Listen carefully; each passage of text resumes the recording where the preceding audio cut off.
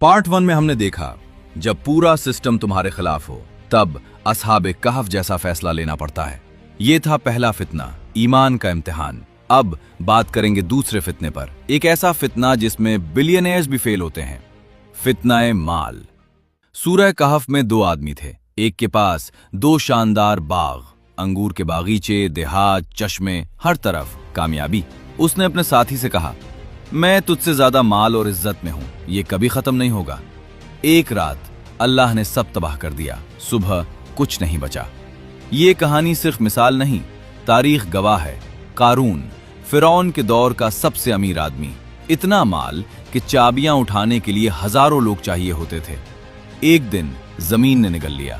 Roman empire, दुनिया की super power, economy collapse हुई, पूरा निजाम टूट गया।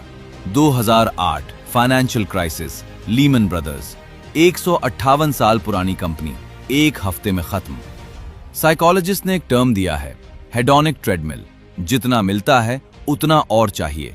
$1 मिलियन के बाद $10 मिलियन, $10 मिलियन के बाद $100 मिलियन।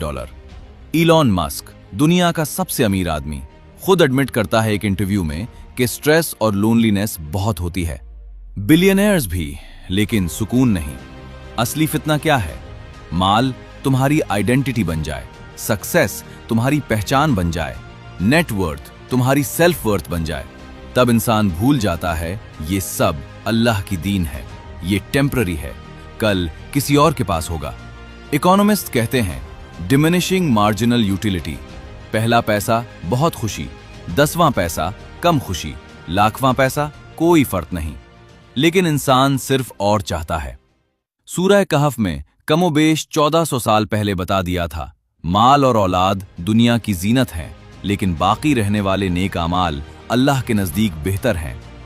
आज देखो, क्रिप्टो बूम 2021, लोग ओवरनाइट मिलियनेयर, क्रिप्टो क्रैश 2022, सब खत्म।